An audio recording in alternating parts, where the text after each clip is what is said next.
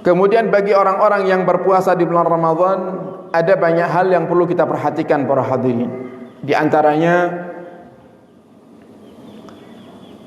Nabi kita Muhammad sallallahu alaihi wasallam beliau mengatakan dalam hadisnya, as-siyamu junnah. As-siyamu junnah. Puasa itu adalah tameng. Puasa itu adalah satar, penutup dari segala macam keburukan. Sehingga di saat kalau panjenengan berpuasa, maka wajib kita untuk menjaga diri dari segala hal yang buruk. Fala yarfus, maka hendaknya bagi orang yang berpuasa untuk tidak berkata kotor. Wala yajhal, tidak melakukan hal-hal yang bodoh, melakukan hal-hal yang tidak bermanfaat, apalagi itu adalah hal-hal yang dilarang oleh Allah Subhanahu wa taala. Wa in imru'un qatalahu aw syatamahu, jika ada orang yang mencaci kita, ada orang yang mendolimi kita di bulan Ramadan di saat kita sedang berpuasa, falyakul, maka hendaknya kamu berkata, inni saim, aku sedang berpuasa. Jadi kalau ada orang yang ngajak berantem, jangan, hentikan, jangan kamu teruskan karena aku sedang berpuasa. Katakan seperti itu.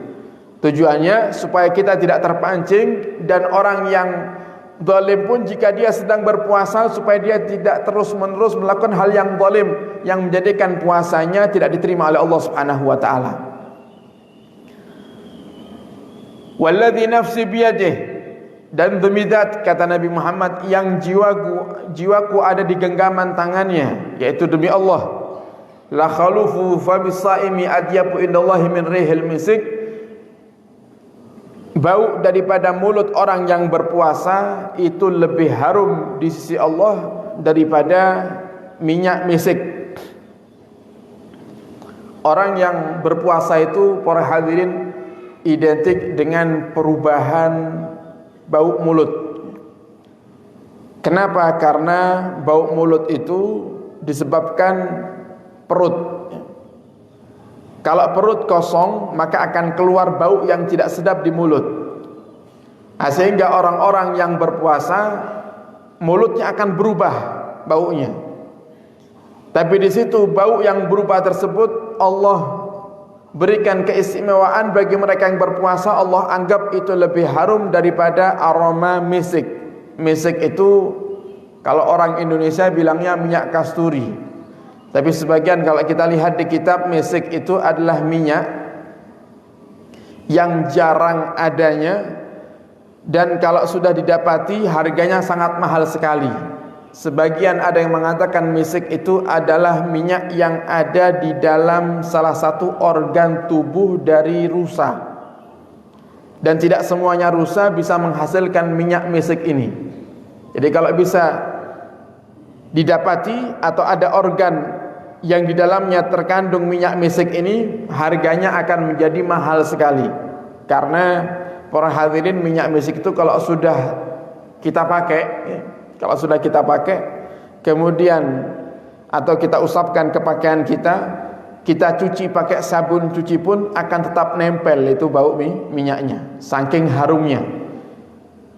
Makanya terkenal dikit-dikit kalau ada hal-hal yang dijelaskan dalam syariat Islam yang berkaitan dengan aroma, selalu Nabi katakan lebih harum dari misik, lebih harum dari misik. Bahkan para sahabat mensifati keringatnya Nabi Muhammad yang harumnya lebih harum daripada minyak misik, karena saking harumnya minyak misik ini. Nah, kemudian para hadirin, kata Nabi, man lam yada' qaula zur wal amal bihi falaysa lillahi hajah fi an yada'a ta'amahu wa syarabah.